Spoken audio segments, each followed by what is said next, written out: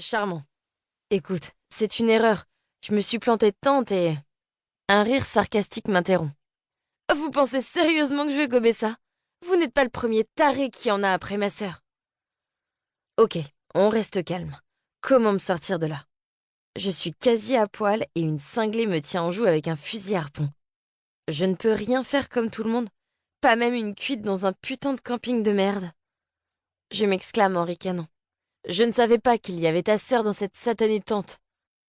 Ma voix possède une tonalité plus aiguë que d'habitude, mais c'est seulement pour souligner l'aspect ridicule de sa supposition. Là, elle braque le faisceau sur mon boxer, puis remonte rapidement vers mon visage. Le geste de sa lampe est plus qu'éloquent. Pas besoin qu'elle me fasse un dessin expliquant le cheminement de ses pensées. Désolée, chérie, mais je ne pionce jamais habillée. Fais-moi plaisir, empêche ton cerveau de galoper dans les plaines à cause de ce détail.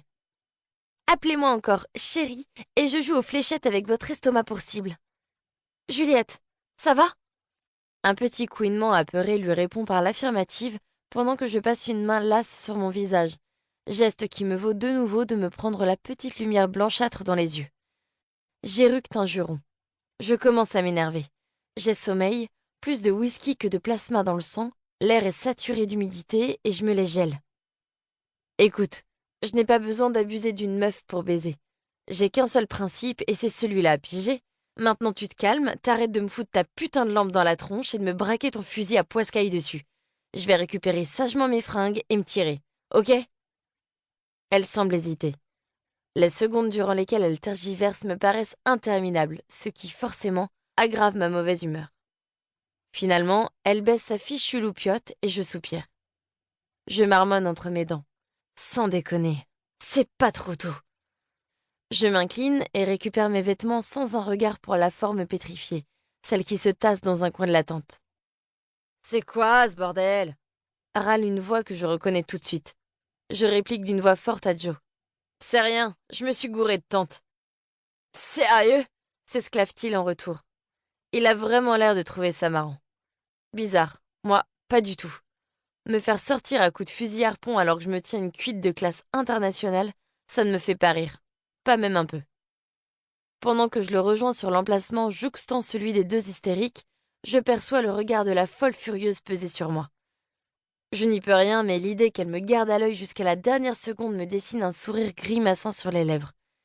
Oui, moi aussi je me surveillerais si je tombais sur moi-même. Lorsque je m'affale enfin sur le bon duvet, celui-ci sent largement moins la lessive et davantage la chaussette sale. Je soupire. Sérieux? Tu as entré dans la tente de la grenouille de bénitier d'à côté? Pouffe-t-il encore.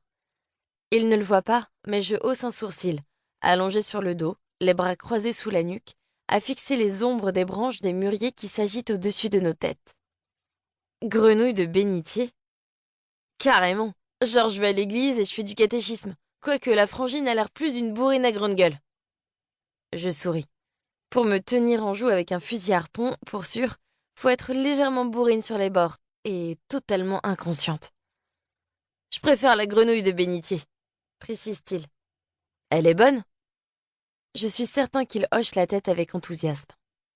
Blondinette bien roulée, avec une dégaine de bonne sœur. Et l'autre?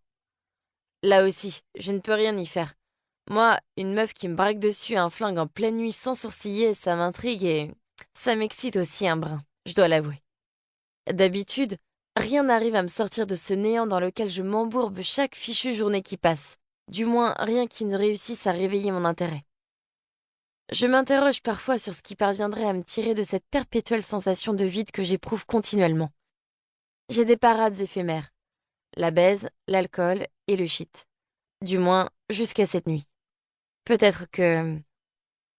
Je sais pas, elle portait un grand sweat à capuche et un jean large.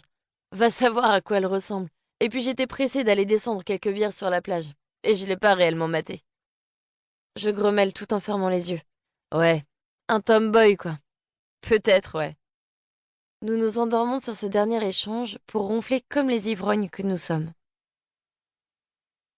J'ai tellement mal au crâne que j'ai l'impression qu'à tout moment, mes yeux vont sortir de leurs orbites pour saluer la foule. La soirée de la veille est floue dans ma mémoire, et je ne me souviens nettement que de deux choses. Les deux Suédoises et la cinglée au fusil harpon.